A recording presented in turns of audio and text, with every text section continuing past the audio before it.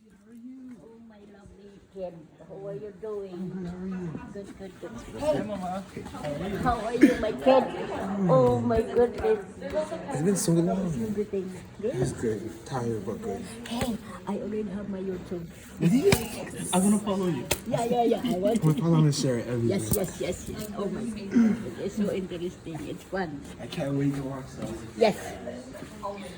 Oh, my goodness. I forgot my... Here you go. Today is February 4, around 3 o'clock in the afternoon, and we are here at the Rome Museum. Miracle is having her own share to speak up for this If you'd like, you can come grab a free notebook. students and artists and sing. Even if you already have it, take one anyways. And there's some pencils and pens over here as well. Yes. What? She's trying to organize her stuff. I forgot my...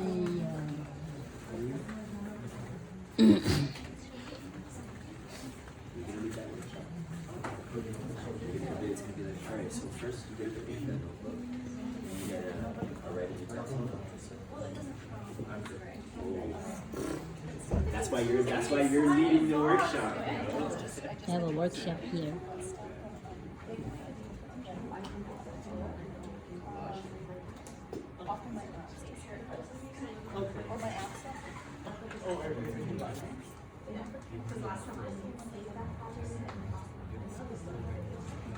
Sick.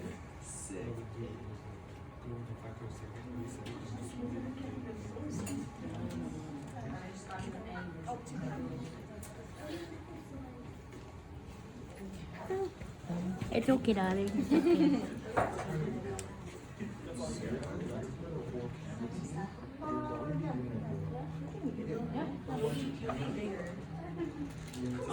We already know what you are up to. We already know what you're up to. Hello, my sweetheart, my beautiful girl. Welcome in. Go ahead. Take a seat at your desk. Okay.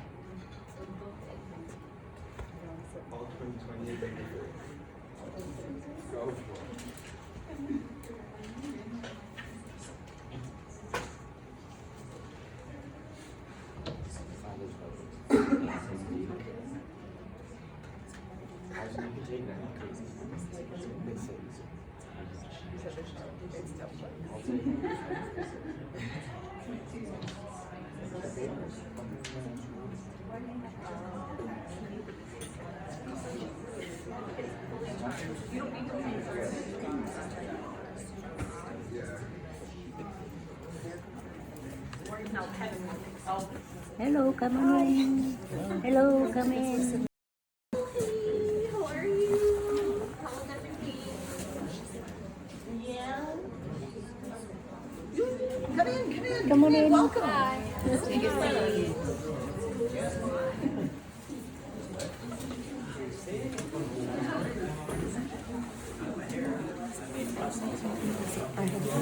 Hello. Yes. Oh, hello. Oh, she is. Okay, good. That's really good to hear.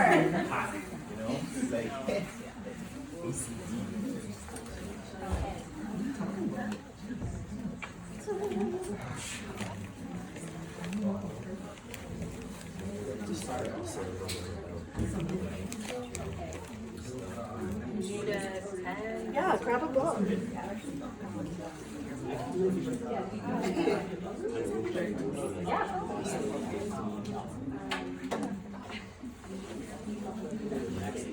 I don't know.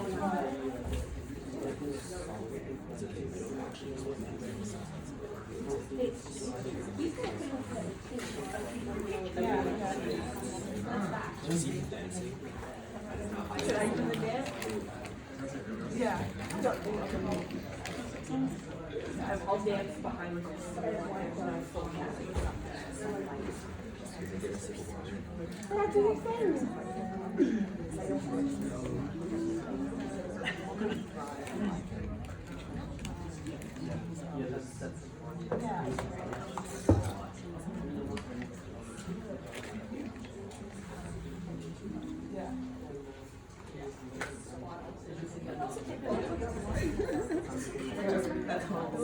I respect that. Plans. Okay. Yeah.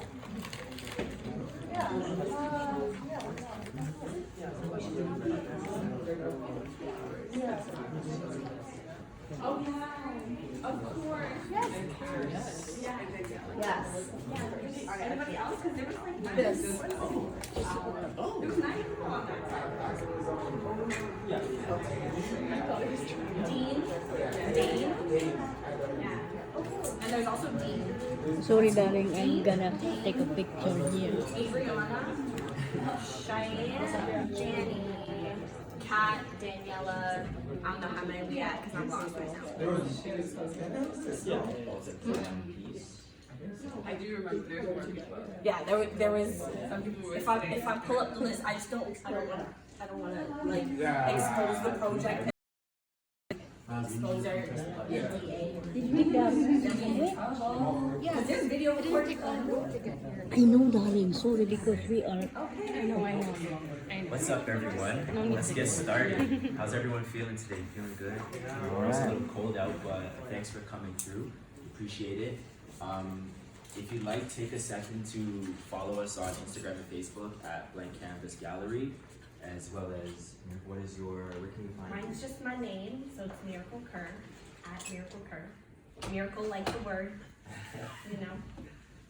Yeah, thanks guys for coming through. This is number 4 of 6. Thank you to the AGO. Thank you, Sarah and Madeline, for facilitating. These workshops are super important. We want to make sure we're equipping our community with valuable knowledge and skills that you can use right now, real skills that you can apply to the things you're doing, your creative practices. Really excited for this one. My first time getting to work alongside Miracle. She's amazing. A lot of my friends in their own creative industries work alongside her or her talent. I would say, yes. Yes. And they go places. We can say that. So yeah, I'm gonna pass it off to our friend, the next Elon Musk. I made him say that. I don't know enough about science, so. Yeah. But I do want to go to space. Anyways, that's another topic for another day. I'm here to talk to you guys about how to make a pitch, how to make a plan. Really, what's at the base of a good pitch is a good plan. The confidence that you have comes from knowing your plan inside and out. So pitch is kind of the last step of a plan. So we're kind of going to go through everything, and I'm going to make you guys do a workshop after. So I'm going to talk about maybe 45 minutes, and then I just want to open it up to questions, and then have you guys goal set, and then just meet each other so that you can build relationships and make new friends in the rooms. So, step 1, write everything down. You can't remember everything, and it's foolish to think that you can, especially when things start coming in, things start piling up, you have 10,000 projects you're working on. It's very hard to keep track of things. So, even what I do is I literally have a to-do list of like that's this big and it's full, like from August 16th when I got it. So it's almost February 16th. In 6 months, I've pretty much filled a book this big. And the reason why I have a to-do list is because there's things that I can't get to every day. So say for example, if I can't get to sending out a package together, I know I need to do that the next day, but at least I've written it down in my list. I have my own like little scoring, like I circle things that I need to have done, you know, I circle that number and I write it down the next day. This helps you keep accountable to yourself because you also know I haven't gotten these things done. Plus you can also kind of go see back when you wanted to kind of accomplish that task. It's very important to kind of figure out what you're doing and what you need to do to get there. So this can be on a journal, on a whiteboard, in your phone, whatever. What are the dates people need to be available? What is the rate? I ask a million questions before I book something. And another person that you're pitching to who's probably got money and capital and whatever you want to get from them, they hear pitches all the time. So you need to be able to stand out. And to stand out, you need to have confidence and you need to know what to look at. So you need to understand about why you care about this idea so much. The future economy is going to be focused on conscious economics. People are going to be wanting to invest their time, their money, their business in things that they care about, things that fit their ideology. So you need to also find other brands, other companies that align with your ideology. If, say, for example, you are an artist who focuses on, say, trap music, you're obviously probably not going to reach out to like Toys R Us to see if they'll sponsor you. Maybe you can reach out to a weed company. Maybe you can reach out to an alcohol company. Things have to be reflective of you and your brand. Say you're like an 18-year-old artist who's trying to be like cute and sweet. Well, you're probably not going to go for the lingerie or for an alcohol sponsor because these things don't align with your brand and things need to make sense, which is why a company would also collaborate with you and your brand. But you really want to focus on how you can create opportunities of interconnectivity and make sure that your ideology aligns with any company that you want to work with. So, you want to identify your end goals. Whoops, sorry. So, what are your key deliverables for success? What does success look like to you? Success to me is completely different than what it looks like to everybody else in this room. If success to me is a good outfit, then guess what? Not everybody in this room cares about that. But if success to me is making $1 million and say people don't value money, well then those ideologies of success aren't the same.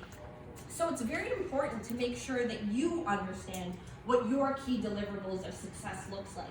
What does it even look like? Like, once you've completed this project, how many views do you want on it? How many streams do you want on it? How many likes or comments or shares? You have to give yourself some quantifiable deliverables so that you can see, okay, this is what success looks like to me. This is what a successful project looks like. Because if you can't define that, it's hard to know if you've superseded expectations or if you've under-delivered on your expectations, right? So you need to take time to really think about what this looks like to you. And what I like to do at the beginning of every year is I like to make a huge goal list of every crazy thing I want to do. So one of those things I mentioned earlier is going to space.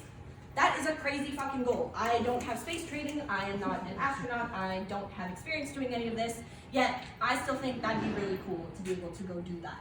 So that's on my list, right? That's a crazy thing. But I do have a list of like really crazy things that I want to do. Like I want to work with Beyonce and Rihanna.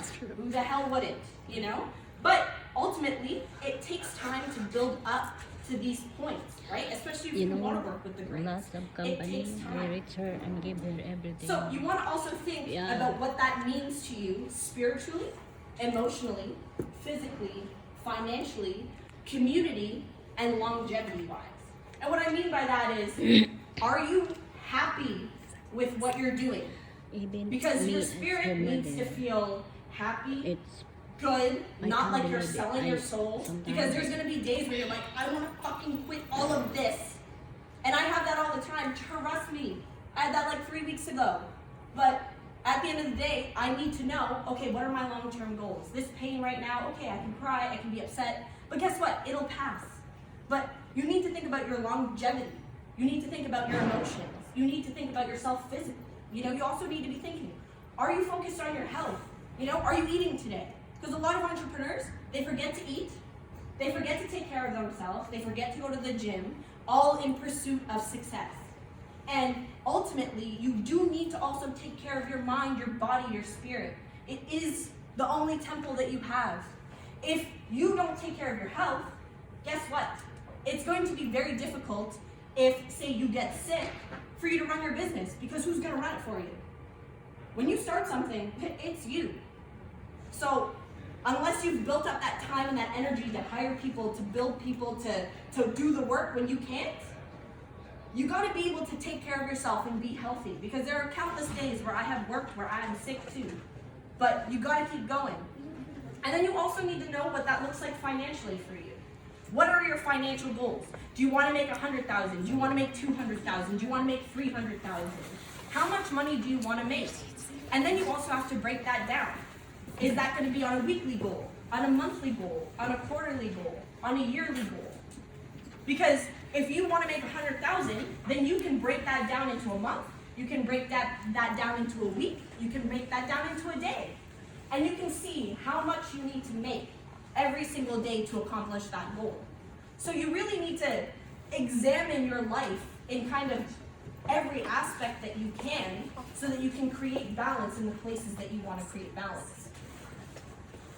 So you want to create a place where you can write down all of your wildest dreams whenever they pop into your head, whether that's on your phone, whether that's on a journal that you keep around. For me, I have a Google Doc because I don't, sometimes you don't have all the equipment that you need, or you don't have your journal or whatever. You don't want to miss out on that opportunity. So what I suggest, definitely create a place for you to feel free to write down the craziest ideas that you've ever had and just go with them.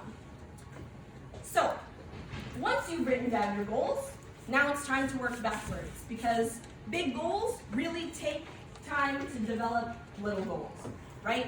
If I want to, say for example, release a track, okay? I have to figure out the cover art, I have to make sure that's mixed, that's mastered, it's on all streaming platforms, I need to make sure there's a music video, yada, yada, yada, yada. I've already listed 10 steps, and this is what I do every day, okay? You have to work backwards so that you also know the steps that it takes to make that final goal happen. If I wanted to start an agency, which I did, I had to find the permits, I had to register my business, I had to get bank accounts, credit cards, I had to get finance, I had to build a system of how I was going to manage my clients, I had to build a content management system, I had to figure out a way to back up everything. There's so many little different details, depending on whatever it is that you do, that you have to do and prepare to ultimately have your big goal, right? Because there's a lot of little goals that happen every day that, you gotta be consistent on. Say, for example, replying to all your emails, replying to all your texts. There are countless opportunities that people have missed just by not being communicative. And you want to be communicative, because I'll get an email at 11 o'clock at night where they need somebody the next day, and I don't give a shit. I'm not like, oh, well, I'm not on the clock. It's 11 o'clock. I'm like, we can get a bag! We can get a bag! And this, right? And this is honestly what happened. I booked 9 people on a huge video you guys will get to see eventually, and that was because I was ready to respond. And that's really very important and key in this industry, because the more you respond, the more you have accountability for your actions, the more you're able to really grow your business, grow your personal relationships, and also grow the trust factor. Because the more you're accountable, the more you converse, the more you're able to respond, the more people also trust you. Because they're like, okay, well, this person's consistent, at least I can reach out to them if I need it. So it's very important to be able to work backwards and see what that's like. Kind of think of it like short-term and then long-term goals. But I like to think of them as, you got your big picture goals and then you have your action goals. Because your actions are really what dictate you to get to your dreams. So, you also want to identify your own strengths and your own skill set. What are you good at? For me, I'm great at organizing people and communicating. I'm great at talking, I'm great at being, to the point and not making it an emotional thing. If, say, for example, someone can't go to an audition, no big deal. There's another audition, there's another booking, you can do so many different things. But it's important to identify that. Then you're also gonna need to identify the skill sets you'll need, right? Say, for example, if you need people who are photographers or videographers or other artists or a graphic designer or whatever, well, you need to identify that. Because guess what? You can't do everything. And if you want to do everything, you end up draining yourself most of the time because you're putting all your eggs in all these different baskets. Delegation is key. There are things I can't do. Say, for example, accounting. Do I want to learn how to be an accountant? Is that a passion to me? Do I even care about that? No. So, guess what? I've hired other people to do that job for me so that I don't have to do it. Because guess what? I'm probably gonna make mistakes. I'm gonna get audited, and then probably my business is gonna shut down. Because do I know what the fuck I'm doing with numbers? No, I don't. Also, sorry, I do swear a lot. It's me. We millennials. So, you also want to identify any tools or services, right? We're in the modern age. There's so many different little tools that people have created that you can also use to make your business easier. Say, for example, instead of using, there's like these companies where you can set up recurring payment services. Now these companies, they charge $300 a month. Plus they also charge like a fee per each transaction. So why am I going to be paying $300 a month when I found another solution to do that through PayPal? Yes, I still give them a part of my transaction, but now I'm not paying $300 a month, right? Say for another example, for my website. I don't know how to build a website. I don't do coding. I just know what I want it to look like and what I want on there. So for me, I found a website development company that manages my site every month. And then when they manage my site every month, if I'm like, add a new talent to my website, they'll add new talent. If I want them to remove something, if I tell them I want a whole new website, they'll do that. So you want to be able to, again, identify your strengths, identify your weaknesses, and delegate those tasks. Whew, okay. You did a great job. Thank you, thank you. Killing it. Appreciate that. Okay, also, you want to find people in your community who align with the same goal as you. And that's what we're, doing here in a room like this today. Everybody here has a similar mindset. You came here on a Tuesday after whatever you're doing and before whatever else you're doing to come learn. Other people, y'all are in the same room. Might as well connect and build relationships so that you can find other people that can help you. And those are people in this room. So, you also want to reassess and hold yourself accountable. People are gonna fuck up. You're gonna fuck up. I fucked up. It's fine. But guess what? People don't want to hear, but. I want to hear, okay, I accept that I made this mistake. I'm sorry I made this mistake, and I will learn from this, and I will apply this better again. Trust me, it's very hard for people to be angry at you when you've been accountable. Because then all that anger they've had is just like, oh, you're accountable. Okay, just do better next time. And then that's it, because you've been accountable. And that's honestly saved me from passing, and I haven't even been accountable for some people's actions. It's just like saying what my talents do. And I'm still accountable because they're my talents. And I've had to answer for that. But I can either try to make it like, oh, it's not my fault, it's my talent's fault, and play the blame game, or I can just take full accountability, and then they want to work with us again.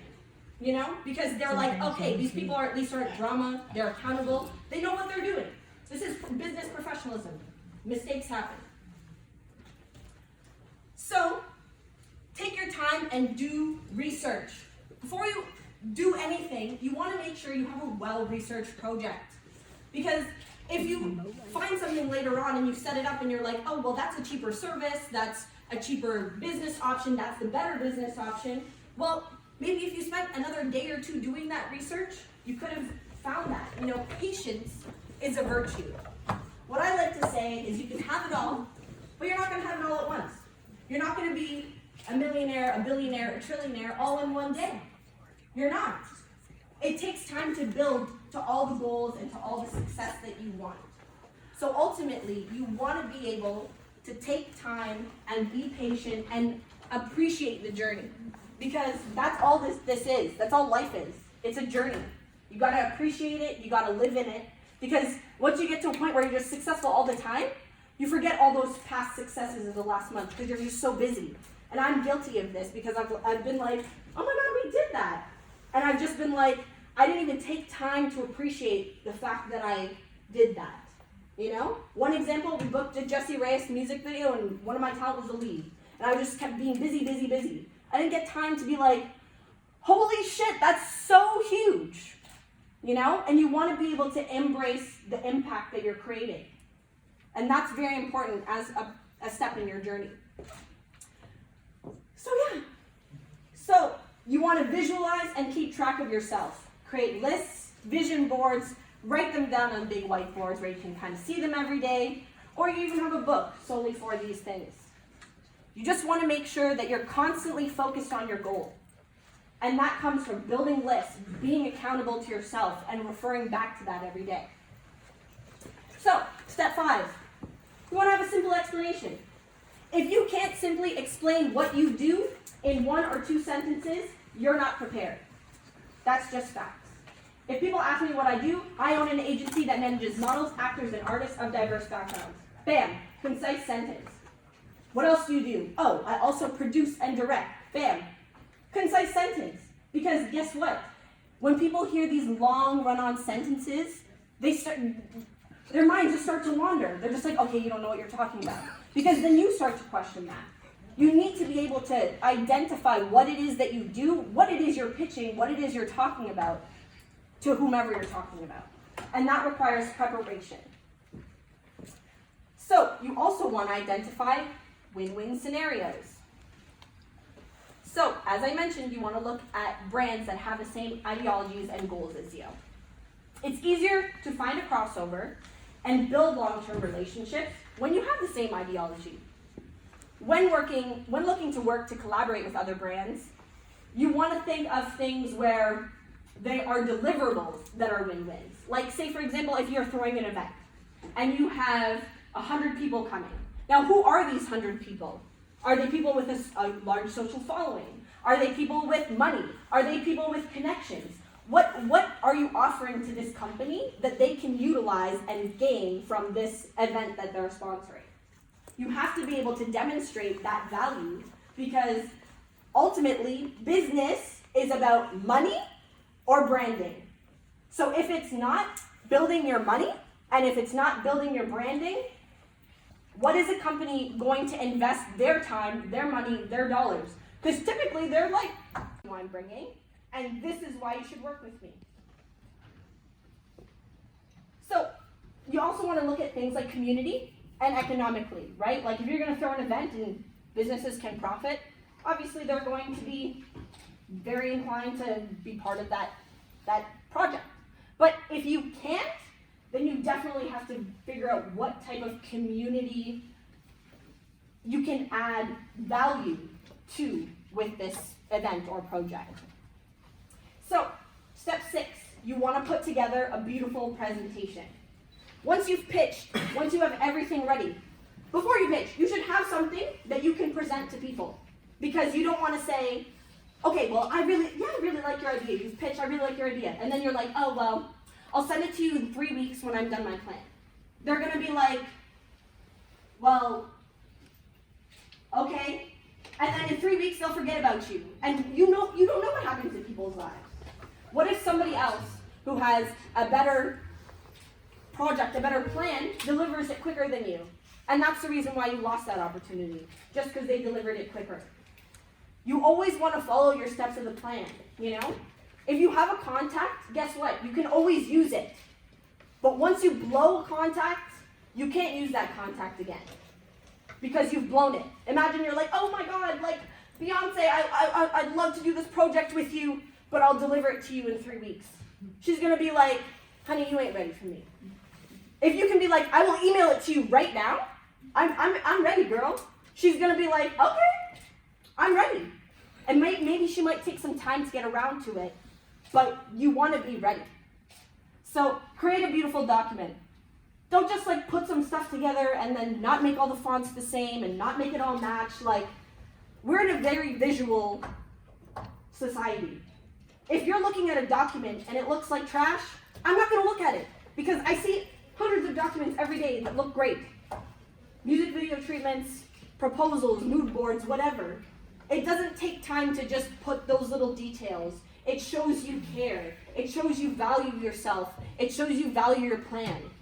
And also, you always know, without a doubt, everything that you're putting forward is great, because you've put the time, the energy. You're like, this is beautiful. I love this. And if somebody doesn't appreciate it, you at least know, you know what? I have put everything I can into this. So if this is a no, I'll find somebody who says yes. But you want to be prepared for that. Finally, I'm like, he's so late. Is he coming in or what? I know, I told him he can come in. So shy. Yeah.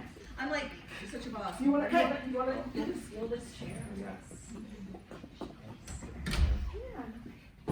Yeah, an extra one. Coffee delivery, you know. Thank you.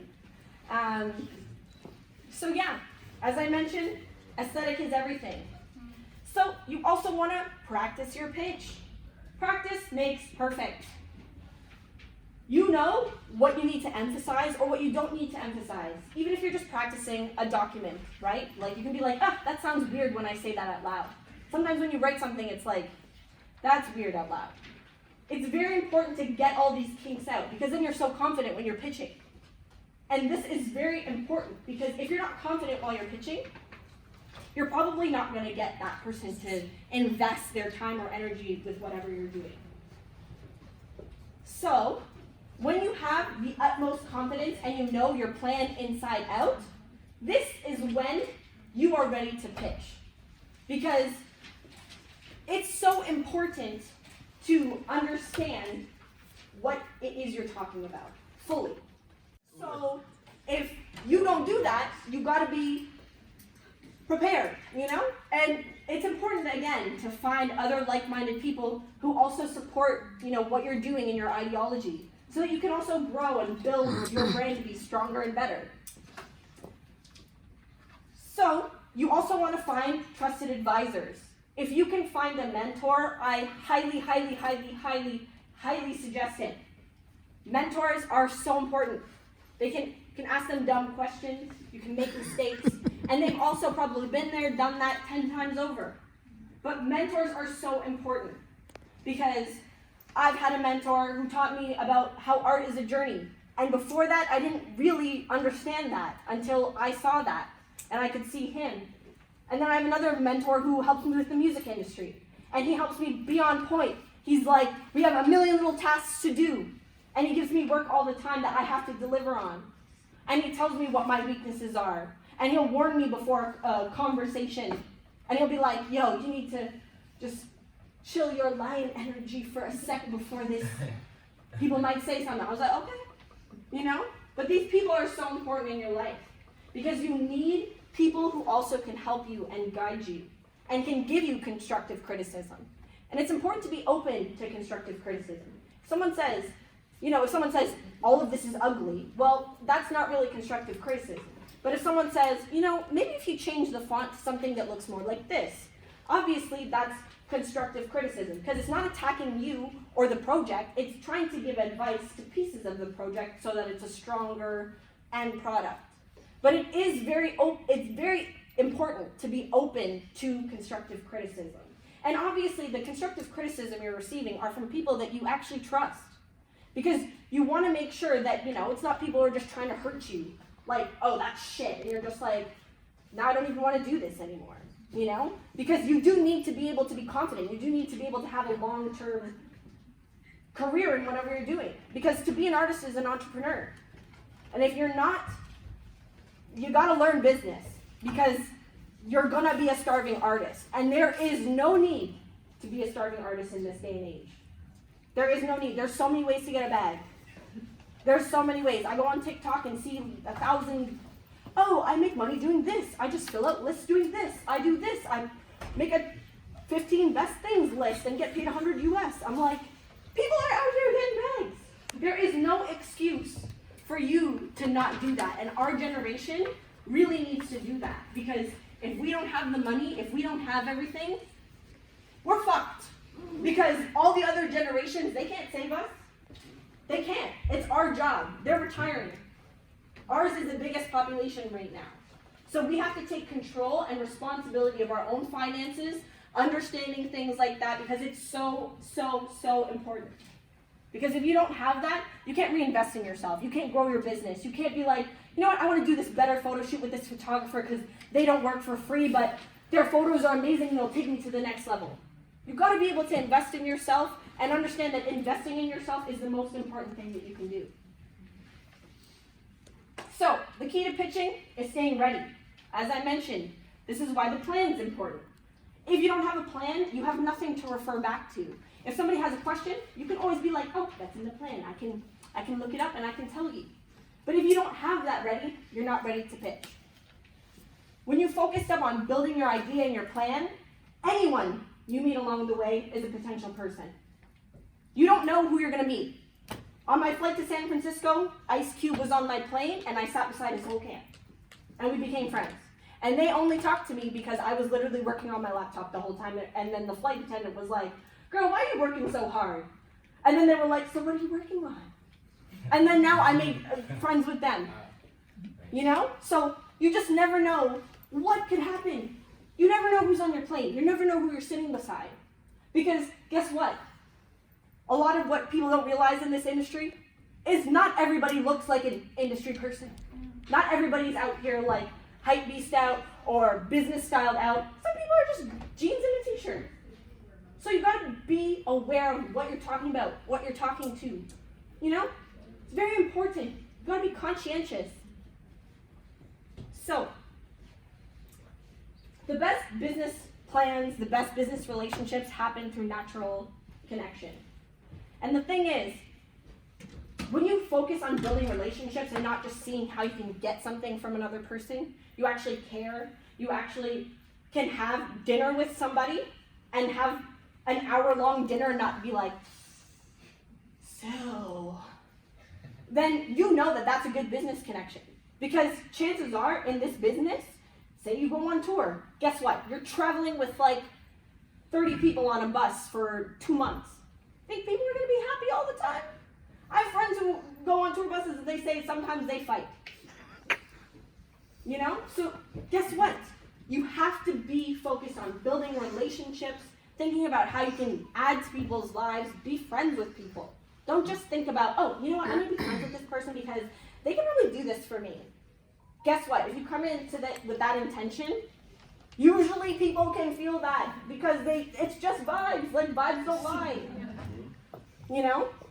So even sometimes these natural relationships also lead you to other people. I've been introduced to countless people because of my friends. And they're just like, oh, yo, you should meet this person. And you're just like, wow. Because I made friends with this person, they introduced me to this person, and they introduced me to that person. And it's all just from genuine relationships, genuine conversations, being a genuine person. And because we're in this day and age, we see that being genuine is the only thing that matters. You know, we grew up in an HD age where like, you could see all the little wrinkles in every video we've seen, you know? So we're in this hyper-realism age. And that's why it really reflects on our generation, why we are such real, authentic, genuine people, and that's why we value that. So, also, don't be afraid to hear no. You're gonna hear no a bunch of times. You wanna know how I know? Because I have talent I have sometimes auditions 100 a week, and maybe one or two people will book that week. So imagine out of 100 auditions, that's 2%. But does that mean we stop? Does that mean we give up? No, because then sometimes it's like, okay, well now we're booking 15 people this week, and now you're gonna have 20 pieces of paperwork for those individual people. So you thought you didn't want to be busy? Well, now you're busy as fuck.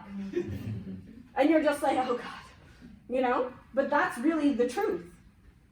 You're gonna hear no, and you have to build your confidence. And I'm gonna say for women here, there's multiple studies on how women are less confident than men. 30%. Women will take the first job offer, will take the first income offer. They will not ask for anything else. You get offered $19.50, you could have got $25, you asked and took the $19.50. There are studies on this, I would check it out. But you need to focus on building your confidence. And whether that's reading books like Power of Now or financial mindset books, finance really helps you to build confidence because you are able to know, okay, I can pay all my bills, I got my shit together, now what else am I gonna do? You don't have to rely on another person. You don't have to be like, oh, this person's gonna pay my bills, this person's gonna do this for me. Whether that's your parents, whatever. You wanna be able to be self-sufficient on your own. Even if you do live at home, You want to be able to do something. Like, okay, you're living at home. What are you doing with that money you're saving from living at home? You want to save that so that you can do what? Buy a home, invest in your business, whatever.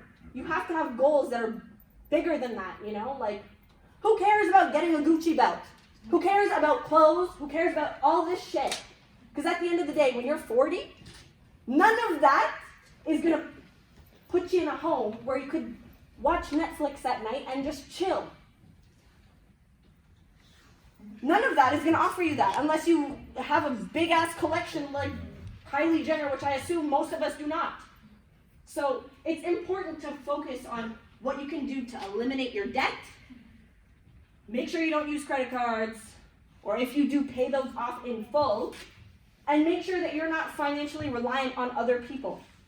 Because this allows you to stand up on your own and have confidence to do whatever you're doing. And when you focus on your business too, and you see it grow financially, this is also what allows you to be confident in a pitch. Because you're just like, I don't really need your money. I think this is an important collaboration, but guess what? If you say no to me, I'm good, because I'm still good. I'm just trying to grow. So that's what you want to think about yourself and plan and make sure that, you know, you're ready for no. But if you also hear no, don't be mean. Don't be like, you guys are trash anyways, blah, blah, blah. Because guess what?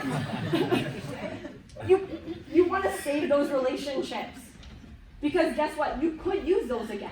But you don't know. They could want another pitch from you. They might want to hear something else from you. So don't burn bridges. Don't burn relationships. Just say, thank you so much for your time. Thank you so much for your energy. I appreciate it.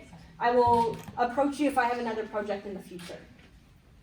Chances are, if you're approaching a big company, there's turnover. What if that person leaves the company and there's a new person? But then you burnt that bridge with the whole company because someone's going to talk shit. Oh, this person was crazy.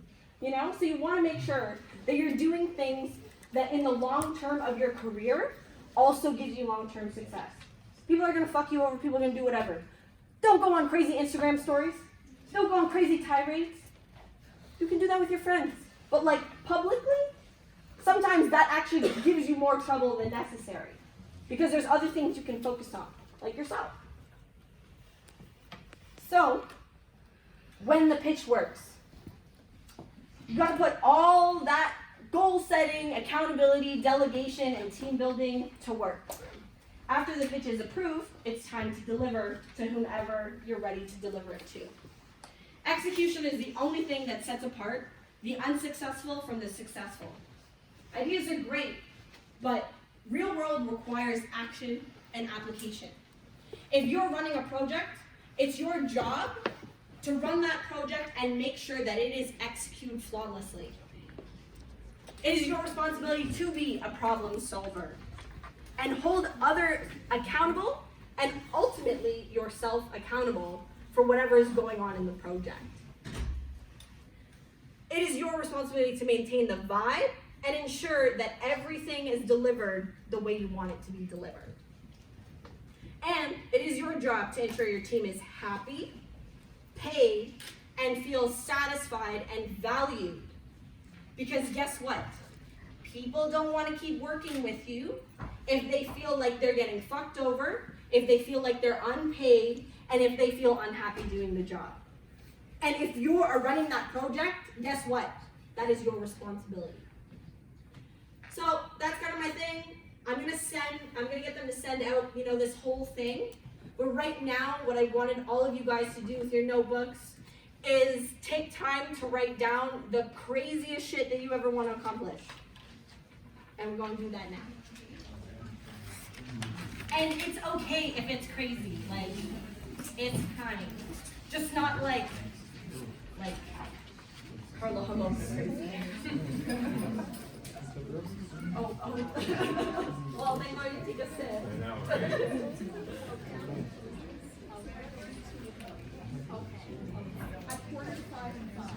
I was just like, don't be afraid, because we're going to make it fire. Okay, that's nice. So, has everybody written down something? I mean, I just want you to take this idea, like home later, where you don't feel afraid to write down crazy shit. Because honestly, like, it can happen. It can happen. So, anybody have one that they want to share? Anyone? Okay.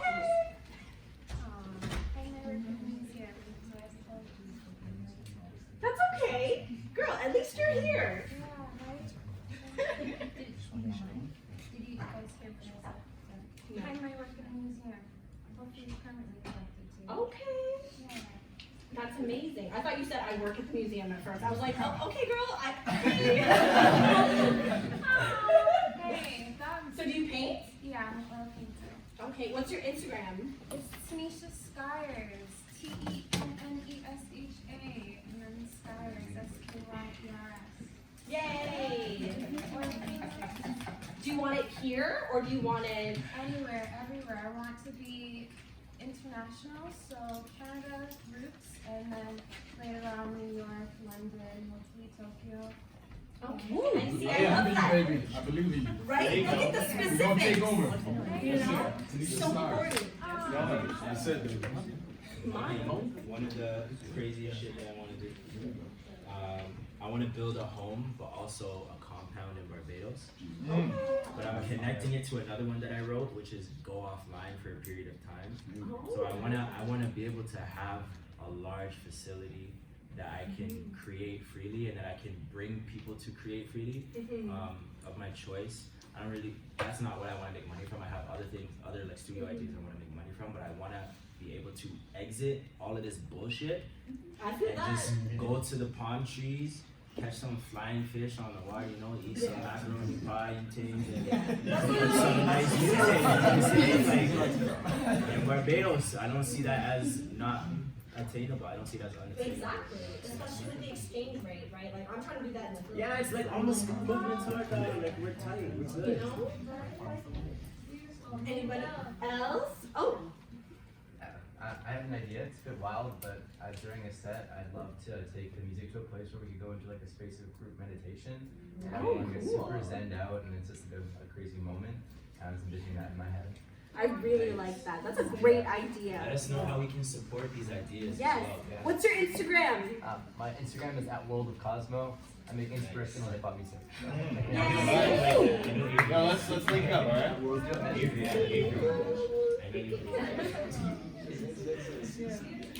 What's yours? So I would like to own either like wellness centers. I want wellness to be accessible to people, so I'm thinking having facilities that are like part fitness, part food, mainly Ayurvedic food, and then like centers for kids so they can play and be crazy and be kids. And then eventually I'd like to like own land and kind of like, you know, be a farmer so then I could source my own food for my farms. Yes. And then also teach people how to like grow their own food, to like get more in touch with nature and stuff like that. Yes, that's awesome. That's awesome. There's like this TikToker. Oh my god, I feel so weird saying TikTok. But like, there's this guy who does like all these gardening videos. I literally just like get lost on his page. I'm like, I don't grow veggies, but I should. What's your TikTok?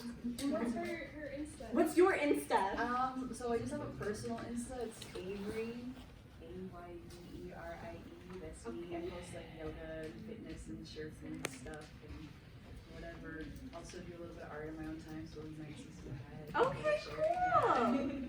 What's this TikTok?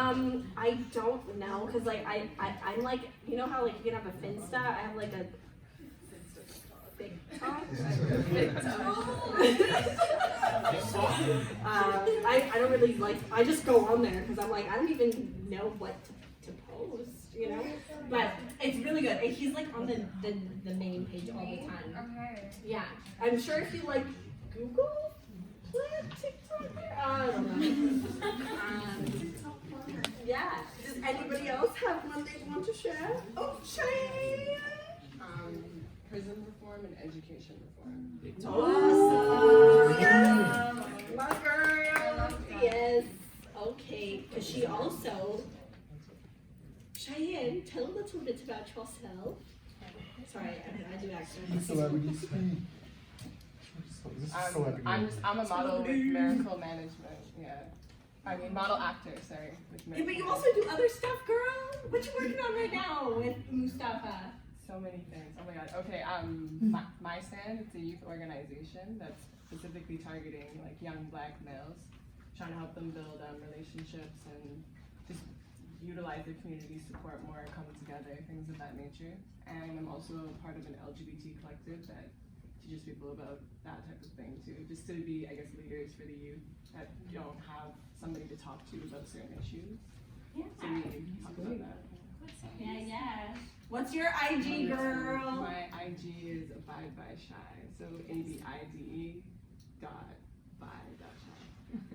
Yeah. Does anybody have more? Hey, My friend over there. yeah, sorry, I was late too, but. At least you're myself here. out. I don't know. No, I just said that as a joke because we friends, so I can do that to him, but don't worry. I'm not trying to be mean. No, you're good. Sometimes. I've had like a notepad full of crazy shit that I've written, that I'm manifesting over the last little while, but like, kind of seems selfish to bring up, I guess, but it seems like we're all artists here too. So aside from blowing up as an artist and my record label blowing up, there's a side conglomerate that's attached to it that is about enhancing your mind and using plant-based diet and like a lot of, I guess, things like yoga and exercise along with music education to kind of grow Exactly. as a collective, right?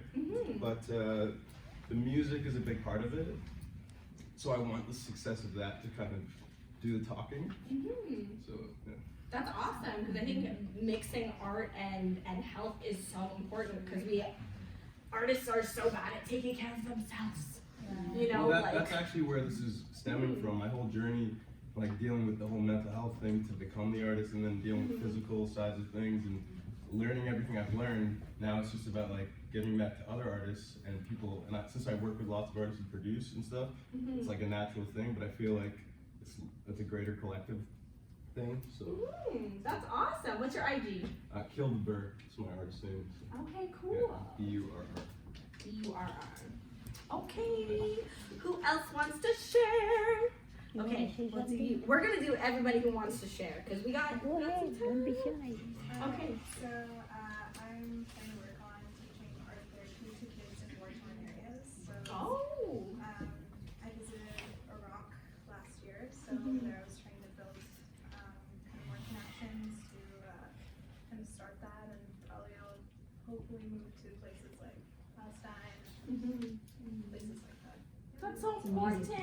That's awesome because it's art's healing too. You know, most art comes from a place where you're like, yo, I don't know how to talk about this, so I'm gonna create it. You know, so I think that's so beautiful and so important, especially with, you know, the Western civilization's role in the destruction of the Middle East. So that's very important. I'm glad that you mentioned that. What's your IG?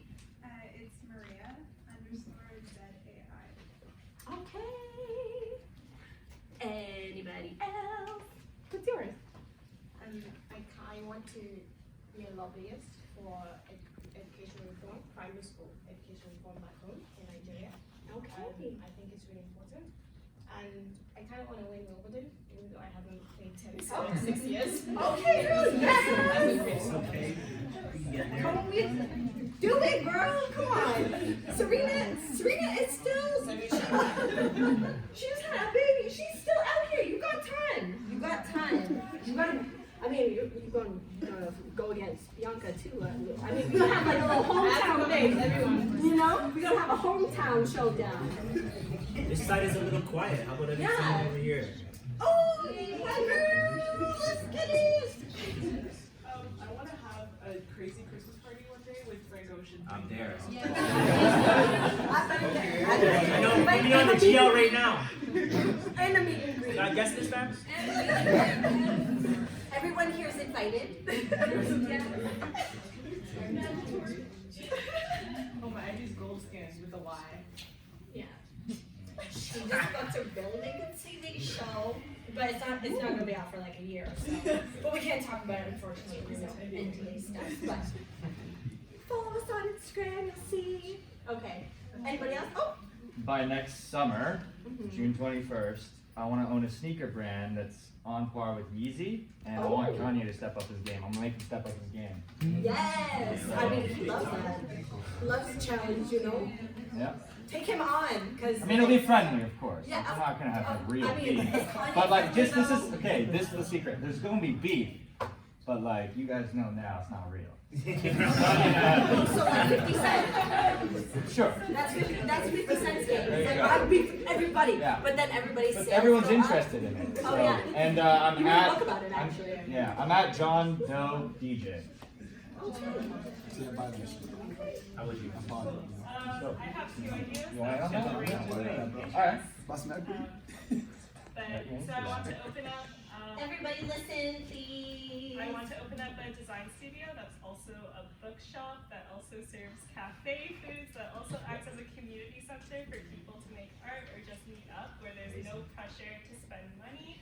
And we also want regular community like open dinners and lunches. And also keep a bunch of resources in the neighborhood for people to come in where they can just like get food anytime and like an open kitchen with a fridge that's always stocked. And then I guess the cafe aspect would be to like make some money, but hopefully like it would just like Commerce! capitalism. And also I would love Buffy Savory to come to one of the lunches. And then the second one, which is my other interest, would be to make a really, really long, like 800 chapter comic or manga that rivals Naruto. Yes, bro, we got all of that. Networking though. Anybody else? What's your... Oh, what's your IG? My Instagram is panfrye, so PANFRYEGG.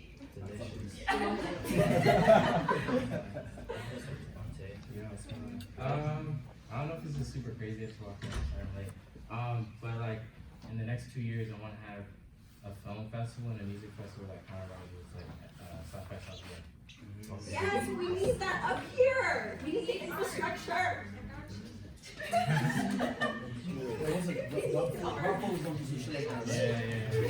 Can I share mine?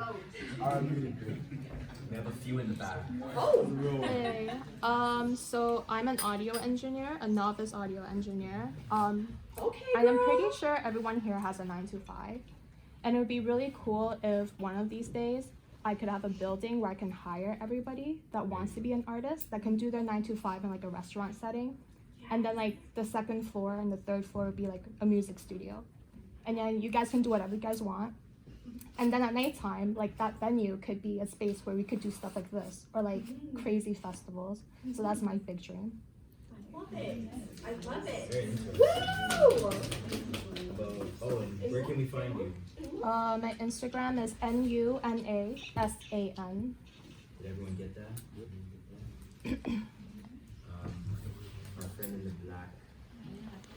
I'd say one of my craziest like dreams or accomplishments would be to go on like a worldwide poetry tour. That'd be pretty Oh, cool. I love that. Hit us up, you know we do some of that. You know what I'm saying? And I'd love to own a meditation studio too, because I think that wellness is super important, and I work with at-risk youth, so I'd love to like open that space up to them, and I think it's really healing. So That's so beautiful. What's your IG? Coburn, so CO.burn. Keep sharing. Get in here. You're like, are we gonna get that?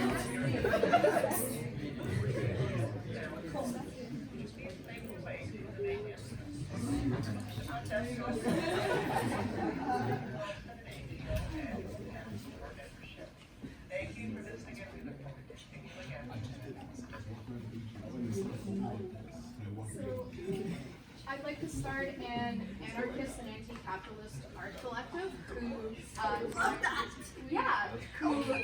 redistributes clothing and food that would have otherwise gone to waste. Oh, I love that.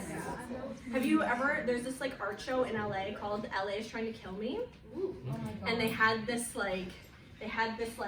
vending machine of Molotov cocktails. Oh my god. It was amazing. Diddy actually had it at one of his parties. You should look it up though, because it's really cool, because it's like Like they're real Yeah. real Molotov cocktails. Like people could start anarchy, but they didn't obviously because Yeah. But Obviously. anyone? Oh, what's your ID? Oh, I'm frickin' chicken illustration, and there's underscores between each word. Okay. Freaking like with an I? Yeah. Okay. Anybody else? Okay, so I would like to start or create or whatever an organization that takes care of newcomer artists. Because I am a newcomer artist and I have to do pretty much anything else but art to sustain myself. And everywhere I go, everybody tells me, well, you don't know anyone or you have no Canadian experience. So, and I actually applied for a grant for a project I'm doing called Mira, which is I'm getting all these newcomer artists and photographing them and like paint them. And their stories are so similar. Even though like not all of them have a sad story, but their story in Canada is pretty much the same. Like, yeah, nobody gives a shit that we're artists. We just, you know, we clean, we do other stuff. So, yeah, we'd like to. So are you a painter? I am a painter, yes. Oh my, well. I'm like, maybe no, I'm a youth programmer here, but I mean, all the just so you know, all the drop-ins here Tuesday, Wednesday, Thursday are free, and they're all for youth. So see, look, a lot of this partnership with Blank Canvas is letting other youth know that there's a lot of free resources here. And 25 and under, you can get in for free, but it's but yeah, you can come talk to me. Sweet. Yeah. But I think there needs to be an organization focused on newcomer Yeah, artists absolutely. because they need a lot of support. Yeah. Absolutely. That's awesome. What's your ID? Is 𝐓𝐢𝐻𝐢𝐭𝐚𝐦𝐩𝐬, host Cifuentes. Okay. Long- Does anybody else have anything? Did you know that only 7% of music industry execs are women? 7. Now, how many of those are women of color? I don't know because it's probably not in there. Exactly, 7%. You know, and like, trust me, it is not easy because you have to deal with. Well, are you like a little thoughty? That's why you're in this room. Did somebody invite you in here? And you're like, actually, no, I've booked some shit. I won't say which artist, but.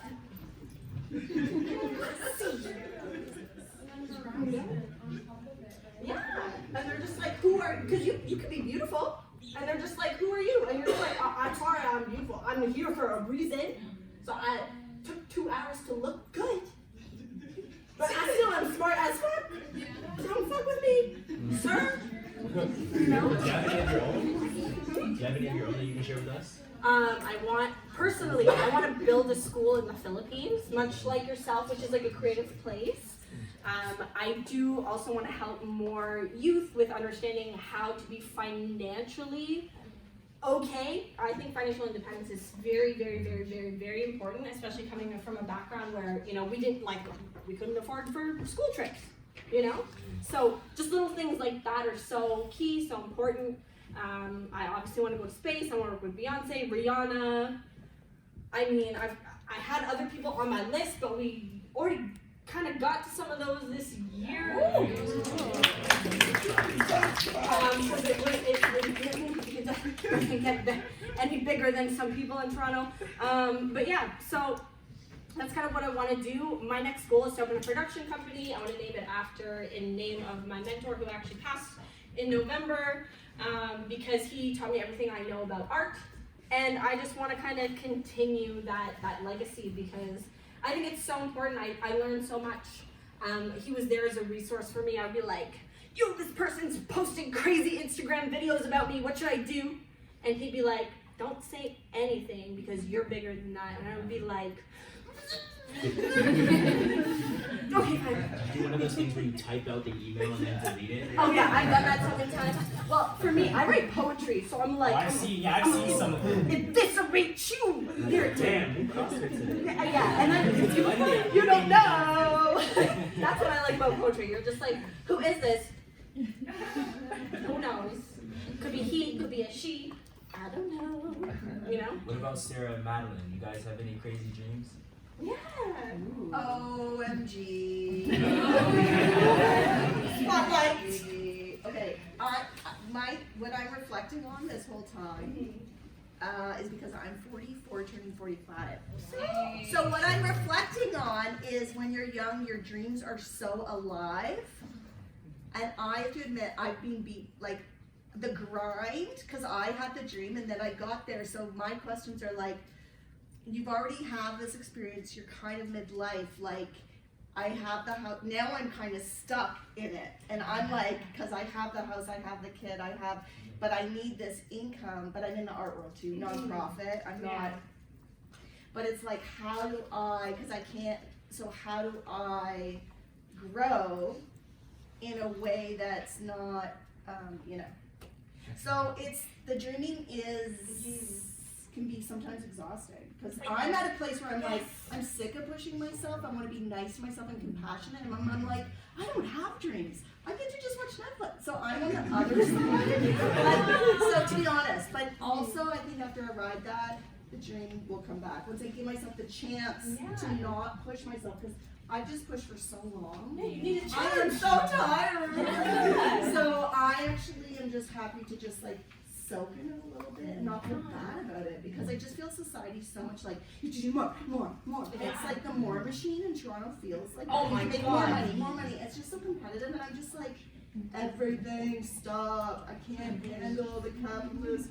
So I'm in a different place. My dream is to seek peace and not be beating myself up every day about not being famous. I'm not saying that. You know what I mean? No, I'm not saying that. I'm being funny, but it's like we all have places maybe we haven't reached, but I'm pretty okay. So I just want to give myself like a pat on the back and say, beat myself up. Exactly. Gotta appreciate the journey. That's different advice. Yeah. Because, like, you're gonna get tired. You're gonna be like, I'm tired of pushing. I want to enjoy what I work so hard for. Yes. But I also don't know how to move out. To be honest, I don't. So that's because Toronto is such a, like I tell Toronto people, like, I went to Montreal my whole 20s, early 30s. I worked 2 days a week and did my art. So that for me, like Toronto, I don't know, like, it's so expensive to live here that like I was able to just do my practice for like 10 years, because whereas Toronto is like, you better figure, you have to work full time, you have no choice, or you're living with your folks, like, whereas different cities, it's a different context. So I find that a real bummer for youth, because there's no playroom, there's no failure room. Like in a smaller city, you can take over a gas station and turn it into a youth center, and you know what I mean? You can imagine. Like $1,000. You're like, You okay. imagine, but I can Toronto cover is that. just, but Madeline is young, she is full time. Before Madeline, I want to throw something out there to you. We've been connecting a little bit over this past few weeks. Again, I want to thank you both. To me, you're a very lively soul and a very great soul. And you have a lot of energy, and I think you do have a lot of drive still. Like, you come here all the time, like you have to work with youth all the time. Yeah. And as much as you're mentoring our youth here, don't forget to watch them too.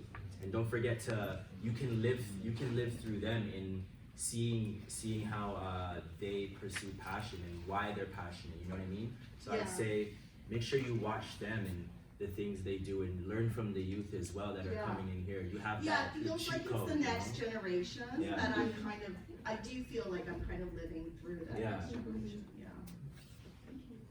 And let us know how we can support you. Yes, I love this. Okay, I will. I need a lot of support, FYI. That's key.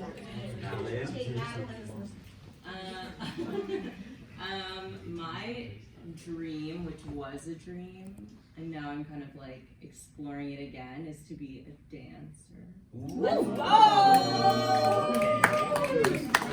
Well, there's both classes every Wednesday. Programming. Insert the programming here. That's amazing. I can't wait to see it. Any last moves? Me. Yes, Mom G. Good afternoon, everybody. I think it is important to share it to you guys because I am the only mother here. Mother, a real mother. It's easy to be a mom, but it is so challenging to be a real mother. Now, I know all of you is my kids. First and foremost, you have a lot of dream. But don't let the poison of the world pull your path, because your faith doesn't rest in human wisdom, but in God's gracious power.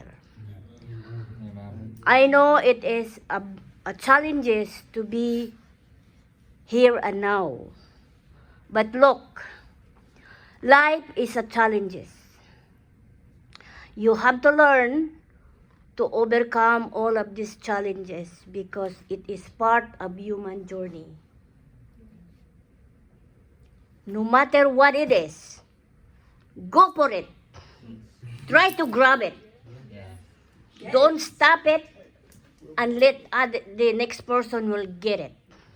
You have to be the first. That is the main reason why miracles become a miracle.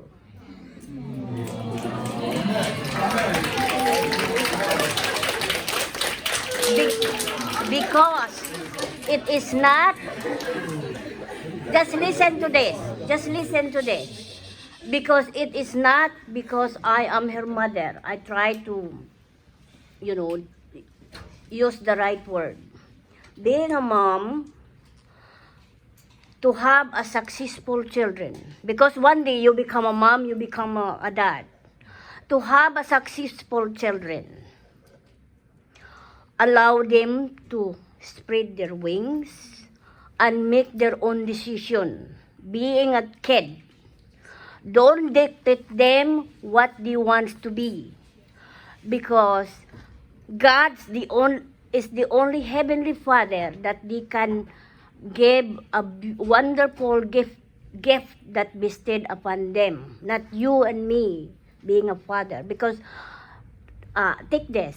One day, when Miracle was 4 years old, I teach her how to write it down, the ABC and 1, 2, 3 to 100.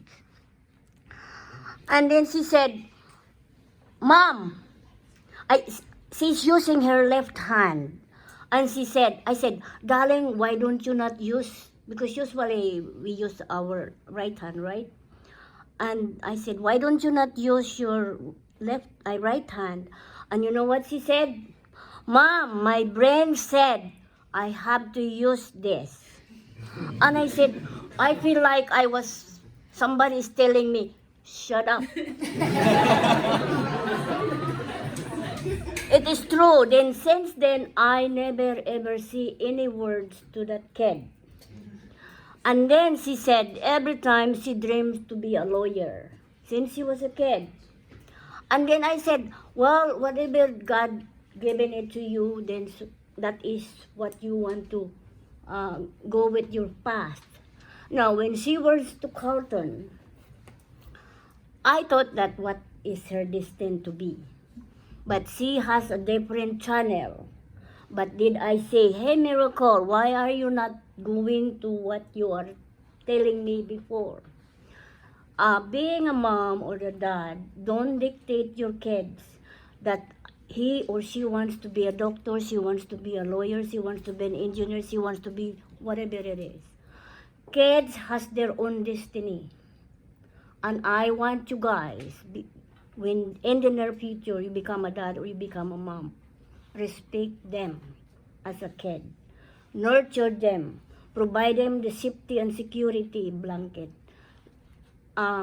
Give them the loves and belonging, because it is so important. And one day, when that kid become a successful, whatever you give it to them, they will give it back to you.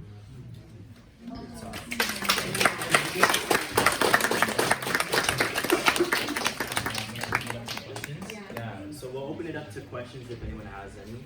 Throw those hands up. Oh, also, one thing I want to say. So with your dream goals, what I want you guys to do as homework, I know this is so annoying, but it's for yourself, so it's okay. break down everything that you need to do to make that dream goal happen. Because once you break it down, then you're like, oh, I could just do that, I could do that, I could do that, I could do that. Yeah. And then before you know it, you've accomplished what you want to accomplish. So, super key. Anyone. Yeah, I know, I'm like, If you can say thank you to your mom for something that she did, what would it be? Aside from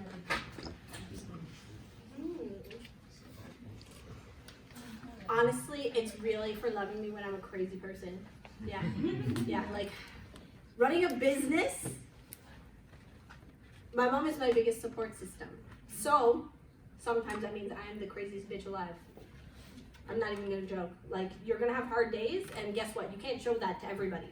You really can't. You can't be like, say for example, if your client they're booked for a job and they don't show up. You can't be like, ah! You have to be like, that was very unprofessional. And then at home, you're like, ah! You know? And you're like, what? You're fucking up my relationships with all these motherfuckers. You know?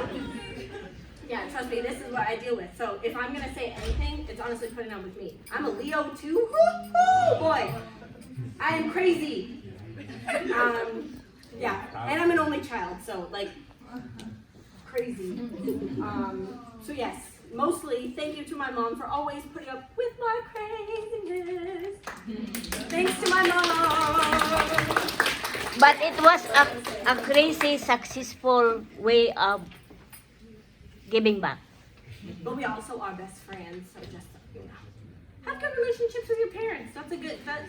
It's gonna be hard, but you know, if you have enough hard conversations, you'll also like be able to have them as not just parents, but also like as friends. Like, oh, yo, I could talk to you about this. Like, say if your friend is like doing something really crazy, like going on a drug binge, and you're like, I need somebody to talk to about this, you know, right?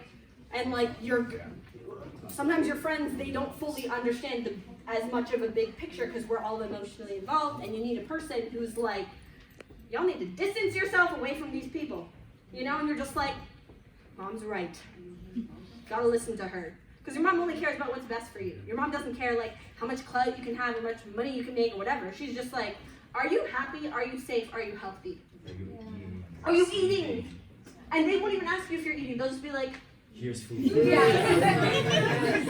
You haven't eaten all day. I see it. Don't say it. You know? 5 minutes later, check to see if you ate it. What are some of the biggest mistakes you see when, let's say, an actor comes and is looking for representations that makes you turn it down? Oh, one of my favorite questions. Okay, you don't have a monologue. What the hell? Why don't you have a monologue? I sent it in an email. Look, if an agency is gonna audition you, read the damn email. If I put details in there, it's because I want you to prepare. Because I want you to read them. Because guess what? I know what casting is looking for, right? That's why I booked some people on some stuff. So it's good to be prepared, right? A lot of actors, sometimes they'll be like, well, why do I need to prepare a monologue? And especially like models. Like, modeling is different now, people. Modeling is not runways. Modeling is not print. Modeling is commercial with a print option in the city. Maybe in New York, maybe other places, there's print, there's runway, whatever. Our runway industry died when Jeff Rustia died 2 years ago. Rest in peace to Jeff Rustia, because he actually did the fucking thing. Very much alive. He kept it alive. And it was spectacular. And there was diversity there. Yes, a lot of diversity. Of designers, of people on the runway. And now we don't have that. Now we have, wow, we're being recorded right now. Anything. But that's the reality, you know, like how Oscars was so white. Let's just apply that same principle elsewhere. So yeah, that's very important. You too, honey. Take care. Starting sometimes with that where women can come to and feel like supported in a certain, like, you know, like mentored also to like grow to where they're trying to get to. We should talk about selfie. I'm like, what? Like, you are competing with other people who've been on TV shows, music videos, whatever. If you can't invest in good photos, if you can't invest in yourself, don't bother. I hate to say it, but like at the end of the day, you have to have great photos, you have to have a great portfolio, you have to have some work experience. And if that means volunteering for a student film, if that means working with some people, you gotta do that. Because at the end of the day, clients want to make sure that people that they're hiring for a $10,000 job aren't gonna show up on set and just do this.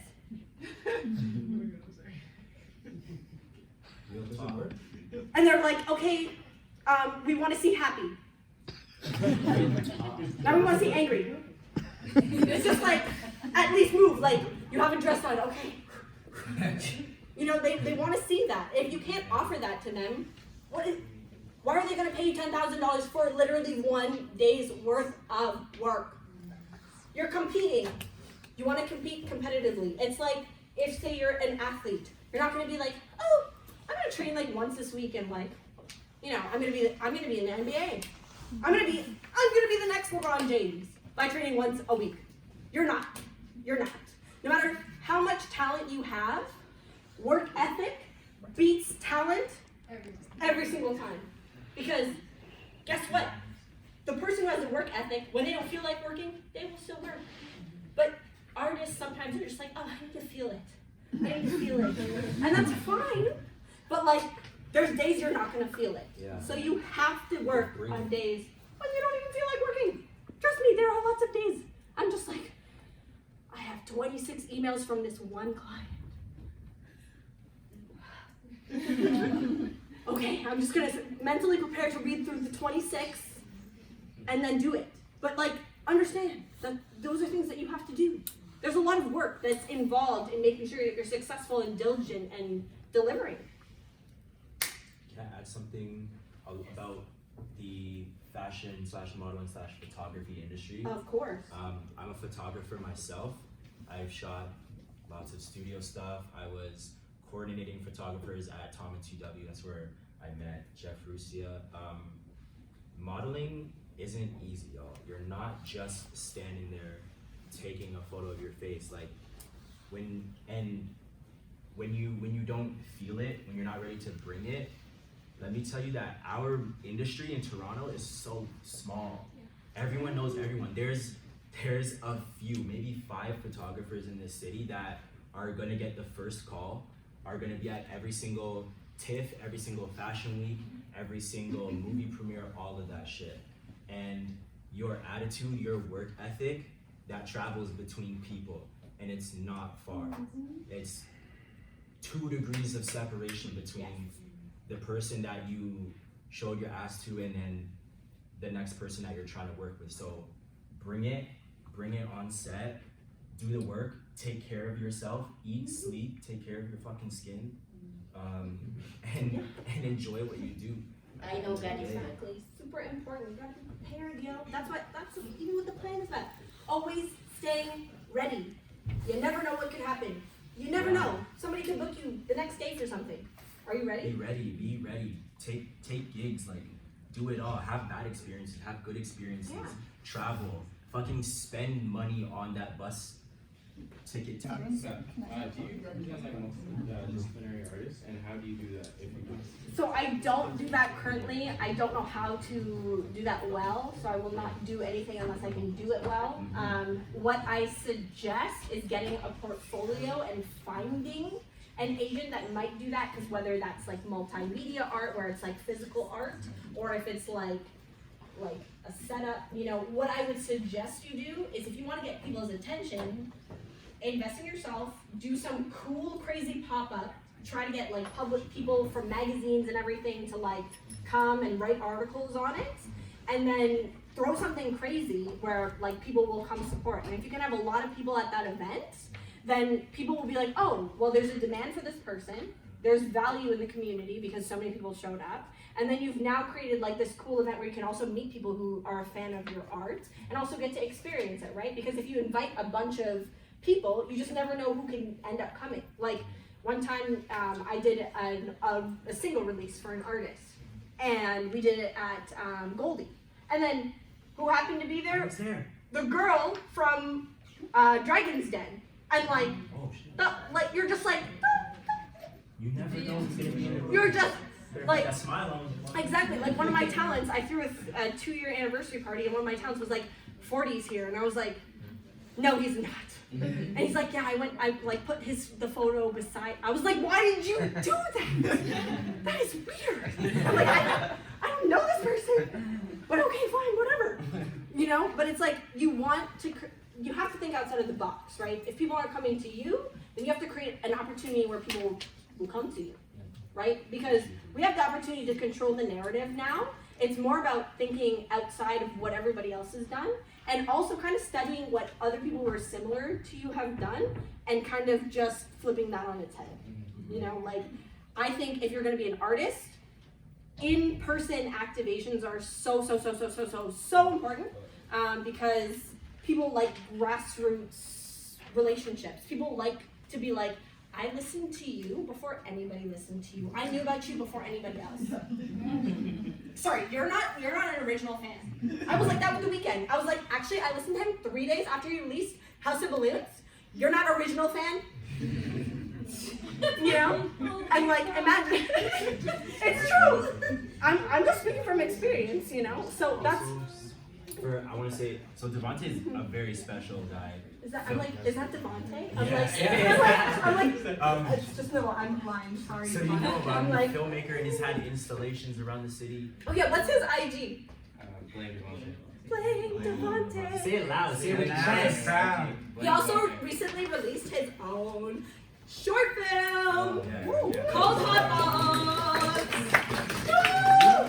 I feel like our paths are very similar. We're both doing a lot of independent things.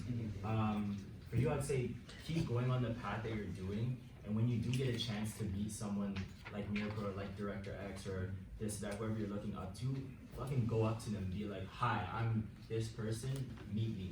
You know what I'm saying? Let them know who you are every single time, and they're eventually gonna remember you. They're eventually gonna be like, oh, that's this person. You're gonna get into conversation, or you're gonna hear about you somewhere else because you didn't stop doing what you did just because you didn't hear back from them, you know? Oh, okay. I like the yeah, keep going on that. Don't be afraid to talk to someone when you see them, reach out to them, and just send invites, fam. You never know when it's gonna, like for us, it's a little bit harder to be managed. Like as a filmmaker, you know, you have like Pop Rock and stuff like that, like agencies, but it's a little bit harder because our city is not. We don't have the infrastructure. We don't have the infrastructure for infrastructure. creative development. So that's our job right now for 2 generations down the line. Us that's building it. You know what I mean? But Yeah, because that's what you guys have to realize is like it's us who's building the infrastructure. I'll just so you don't have your hand up the whole time. I will talk to you. That's where like collaboration is key because I'm an actor. I'm coming up. I need to be in some films, so I'll hop on something, you know, just to have my voice on screen. So I know a lot of people are looking, to like do things. Photographers. Excuse me, sir. You know I am. We're sending you business. Can I do a little like call out? Who here is also a filmmaker or photographer? Raise your camera. Kevin. Raise your camera. Yes. Yes. Musicians. Yeah. Dancers. Other visual artists. Lots of painters and everything, right? So look around In front of the camera? Yes, actors, models. Because y'all are important talent. too. Anyone here trying Am I to be? Oprah? Did Oprah jump into my body? You get a notebook. Yeah, I'm planning that. Anyone here that sort of wants to do something like Miracle, like management or things like that? Yeah, Things yeah. like, You know? So yeah, connect to the people at least in this room. That's one avenue. Yeah. So I was just kind of like thinking about something. There's a lot of incubators in Toronto that I know have popped up. I was blessed to have this shop in Mississauga where I'm based out of that my dad and I invested in. It's like a music shop that's been there for like 26 years. Billy Town used to work out of there and stuff like that. Okay. It's not strings attached, but like, Where's this at? it's in Streetsville, Minnesota. Okay, big up Streetsville. Yeah. But basically, my studio's out of there, and that's where like I do my main operations for my label and whatnot. My goal is to someday have it as like a full-out hub, because there's lessons we do there, and if every room was outfitted, we're like photographers, visual people, artists, engineers want to come in, use a room. You can get a rate with an engineer or producer or so forth. Do you think it makes sense to think about that stuff and get that going right now? When I'm an artist trying to do my thing? That is your thing, isn't it? Well, You have to build infrastructure though. Like what I will say is before you start investing your money, make sure that you have the permits required, you have the equipment required, you have everything. You also know how much all of that costs, because you also need to know how much money it takes to get you back to not only break even, to cover all of your investments, but also to profit. Because if you are not covering your initial investment, you're not making any money, and that business is well, that's what's up. Nothing, Rent right? is expensive, you know. Hell yeah. So that's there. But my actual like second part of that question is that like OVO wouldn't be OVO without Drip is the flagship, 100%. right? So my whole thing is that like I need to blow up. My music needs to do its talking, and then everything else will work itself out. And I've done this thing where I try to do everything, and it just takes away from one thing being masterful, right? World class. Yeah. So my question to you is, do I like focus on that, try to get representation as an artist, do my thing, meanwhile building the roots that I'm building, or do I just like try and do everything? Okay, this is my professional opinion. You should focus on building your artist team, focus on blowing up, focus on gaining money from that, then also building your label at the same time, because you want a label for your own self so that you don't have to worry about distribution, but that also will come from your team. If your team can run very well, they will be able to replicate this in the future. But you are the test, you're like the test dummy for it. Look at 𝐓𝐢𝐦𝐻𝐸, for example. 𝐓𝐢𝐻𝐸 built the Weeknd, replicated with Nav, replicated with Black Atlas, and now they're replicating that with Ali Yati. So think about what they're able to do. What I like to say is you want to master something before you hop on to the next thing. I want to open a production company, right? But I need to understand management fully so that I can also train someone to do my job, so that when I'm ready to leave, it's not just like, okay, this business is fucked now. Because what's the point in building something if it's just gonna fall apart? Because like this whole January, I've spent building and writing documents that are like, this is what I do with this is my house rules, like all of my shit, so that I know by the end of this year, I want to have either assistant or a person who takes over all of my duties, because I want to move into the next thing. But from a business standpoint, you have to make sure that your infrastructure and your foundation is strong before you try to do a million things. And a lot of artists, they have so many ideas. It's so great, it's so beautiful, but you must execute ideas before you put all of them out. You can't be a photographer, videographer, makeup artist, stylist, or whatever, all in one day. You need to plan things out. Then he's like, right? But you know, we've all been there. I think even I've been there. That's why I'm speaking from experience. I'm not coming at this from like I know what the hell I'm talking about. I'm coming from it as like, yo, I already made these mistakes. Feel free to make the same mistakes, but if you want to avoid wasting some of that time, here's my story. You know, and that's what's really important is you got to figure out what's going to get you to the path of success. That's why I was like, you want to lay out your plan, right? Because when you lay out your whole plan, even if you're crazy goals or whatever, you can be like, oh, this is where this falls within. This is where this falls within. Maybe what you thought was step 6 is actually step 16, you know? So you want to really get a great foundational plan, right? And you need to know what that is. Like if I'm opening a production studio, I need to get equipment. I need to get insurance. I need to find a space. I need to find a space that makes sense for people because they're gonna have to come there. I need to make sure that it's economically not like out of my range. Like I'm not gonna book a studio that's $10,000 a month. How am I gonna sustain that? You know? You have have to look at all these little parameters, all of these qualifications before you decide to do something. And that's why planning is so important. If you have a great plan, then guess what? You can use that same plan to apply for grants. You can use that same plan to apply for a line of credit. You can use that same plan to apply for loans, funding, whatever it may be. But if you do not have a plan, it's very hard for people to be like, I identify with this idea. I understand this idea. I'm gonna go through this idea, because they're like, what is like what?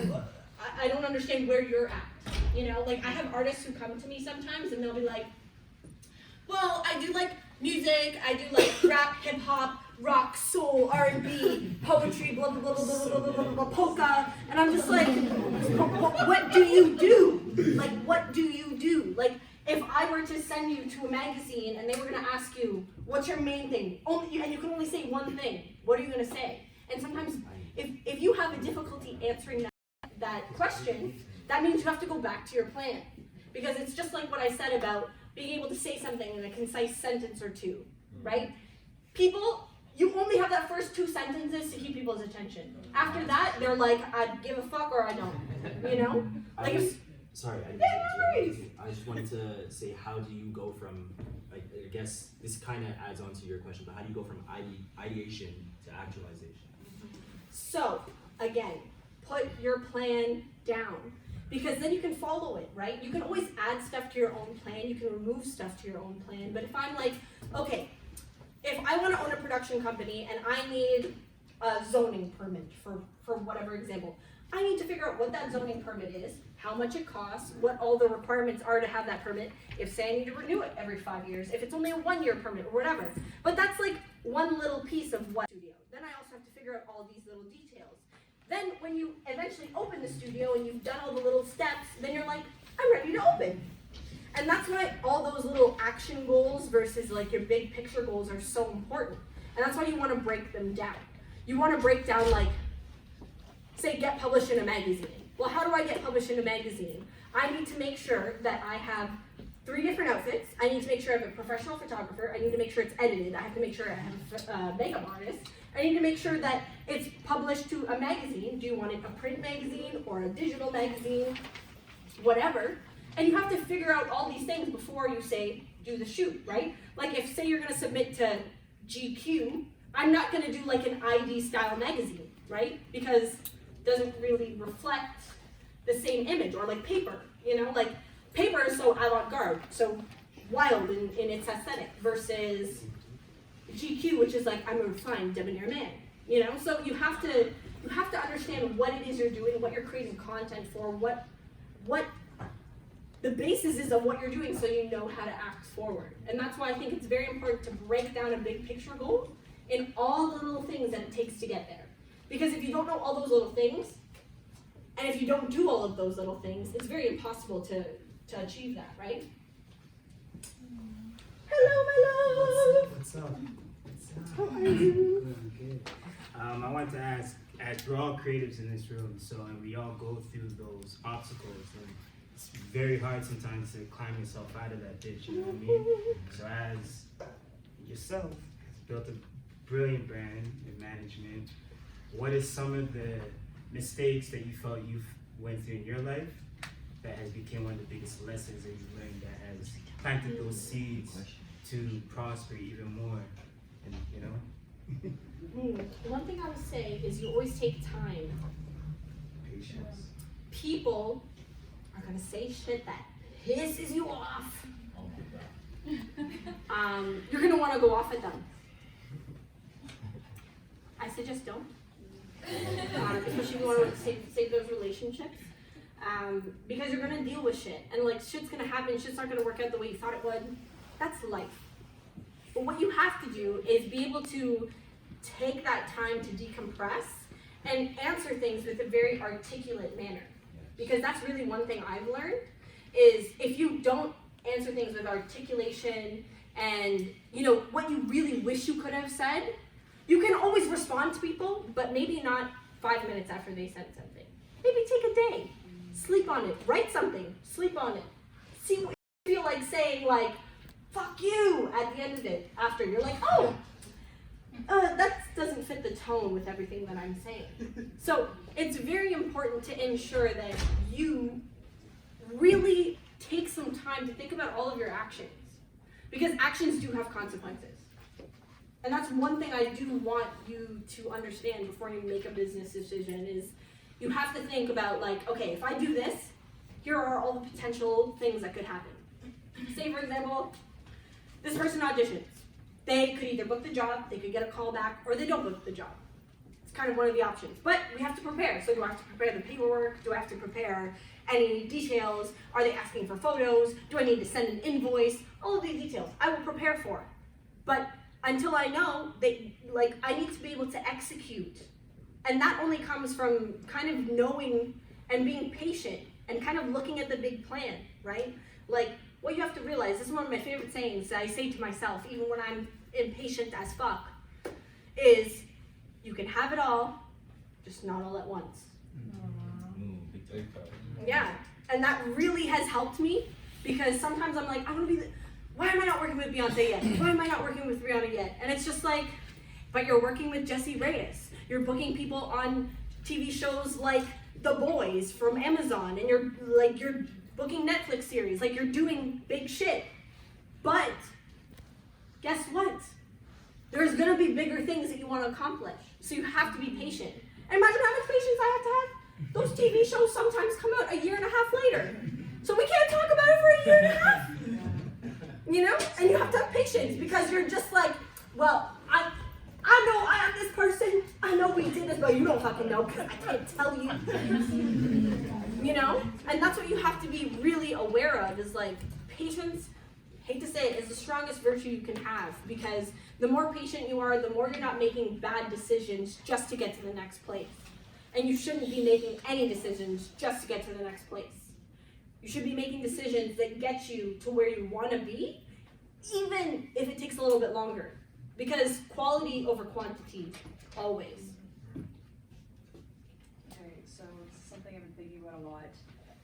When your goal is empowering people and educating them, all that good stuff, how do you balance your values with the need for a bag? Because obviously you need like money to support these things and support the projects and people, but you know, you can't charge if you say you want to music. In my case, I would like to do like teach children about yoga and meditation. I think that there's a lot of generational stuff that, you know, brought down on us, and like, you know, like your mother was saying, you have to let children, you know, be themselves and build their own path and, you know, become their own person. But like, you know, obviously I want to teach kids all day and hang out with them and let them, you know that they can do anything they want to do, and like feed them and be like, listen, this is your option, and you can make the choice. And like, you know, you don't have to do what mom and dad or uncle and grandpa did. Like, you can Exactly.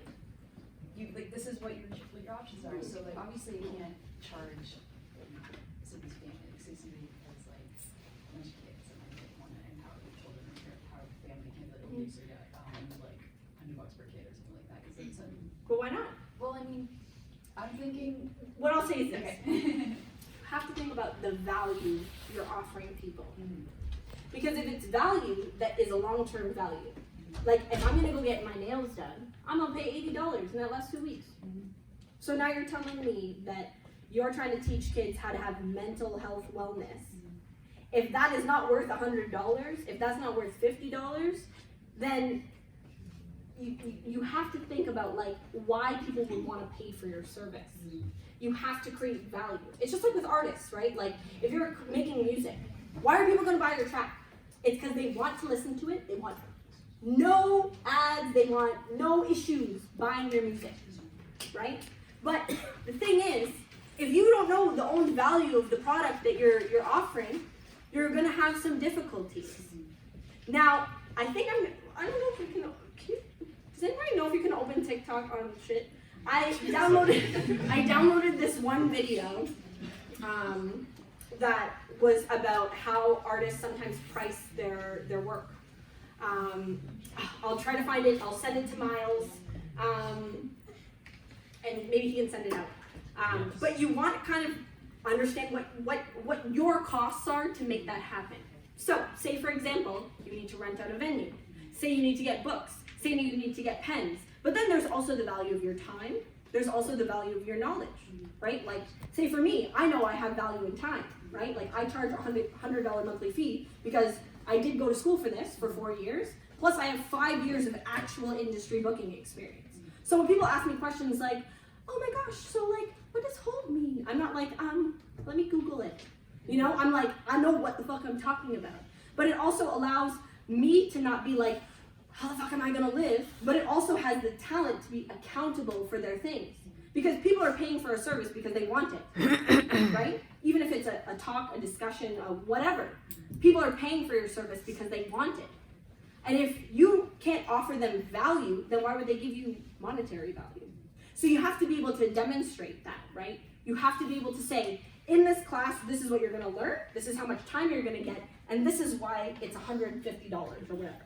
One more question. Yeah. On that. So, I'm originally from Windsor. It's not the greatest place currently, or like not financially like. So I'm thinking. So ideally, at some point, I would like to bring this home. Mm-hmm. Would you start, say, like in Toronto? Mm-hmm. Would I take this service and build on it in Toronto and then bring it home in the future, or do like, because like I don't know, I have family, I have a little brother who's still over there. It's not the greatest environment, so like I feel like this urgency to go there, but I'm like, I need to be prepared. Well, what I would say is this: take time to understand where is the best place to test your market, right?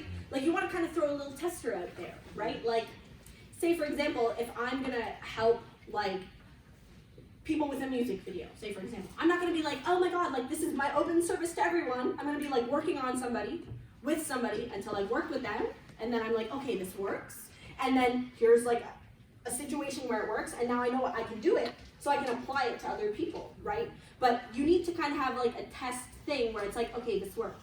Even if you offer like a free one, where you're like, oh, give me some feedback. Like you can ask people for feedback, you know, and be like, oh, what did you like about this? What didn't you like about this? What could we do better? And then you can have that free testing thing to kind of create a better project that you can package and sell for yourself, right? Like, trust me, girl, there's people who are selling yoga packages. There's people who are selling like, oh my god, like this is how you be an influencer. If there's people who are interested in getting like mental health and wellness stuff, you know? So it's just about marketing that the right way, having great images that kind of tie all of that in together and making it very advertisable, right? And understanding your market. We do have to wrap up, unfortunately. We will be around, Miracle will be I'll around. be here 2 minutes to say what's up. If you have any other questions, you know, also maybe if you want to give your email, people have like oh yeah, in your okay. Instagram. Yeah, so But are my you okay Instagram, with people emailing you and being like, hey, I have another question, hey, I have another question? I am fully okay with you guys asking me questions.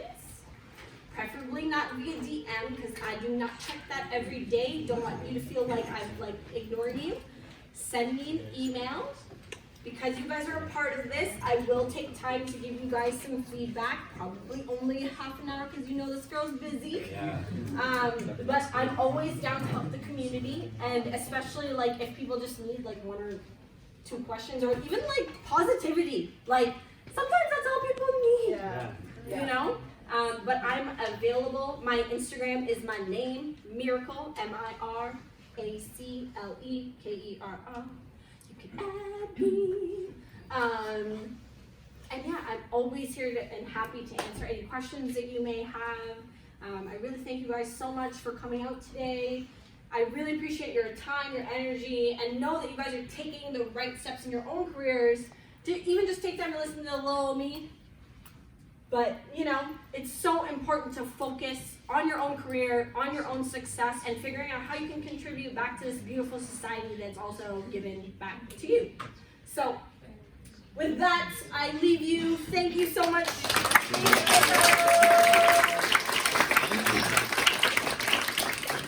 behalf of Blank Canvas, the AGO, and our beautiful community, thank you so much. You are a very, very clear leader in our community. You're out there, we see you, and it's very evident that you're making moves. The moves that you make for yourself leave sort of a path for people to follow for you, know what I mean? You're making your moves for yourself, making moves for other people, so that's very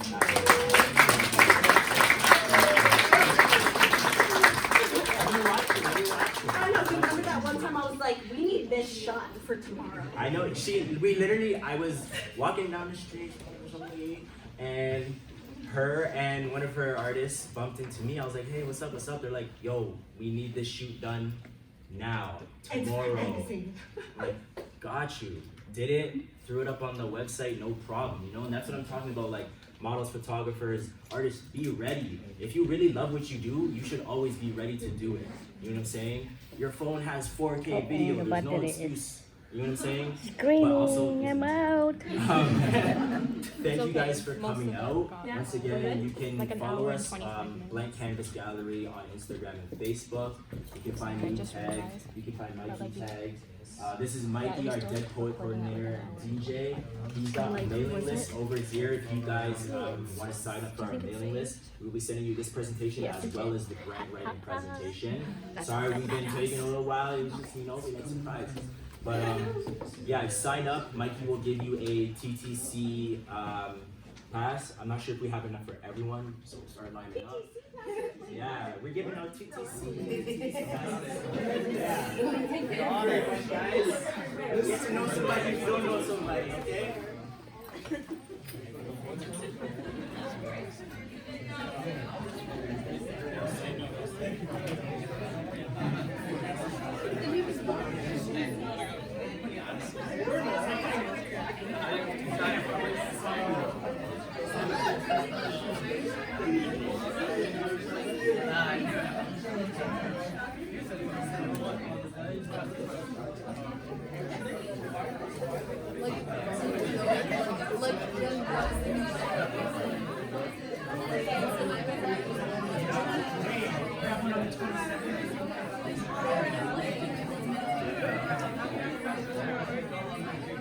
Bisa Black.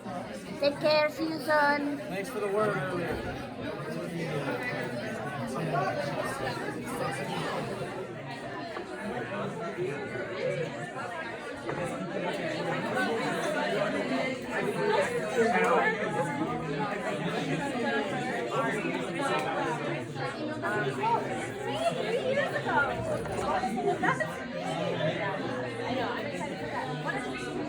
Sorry.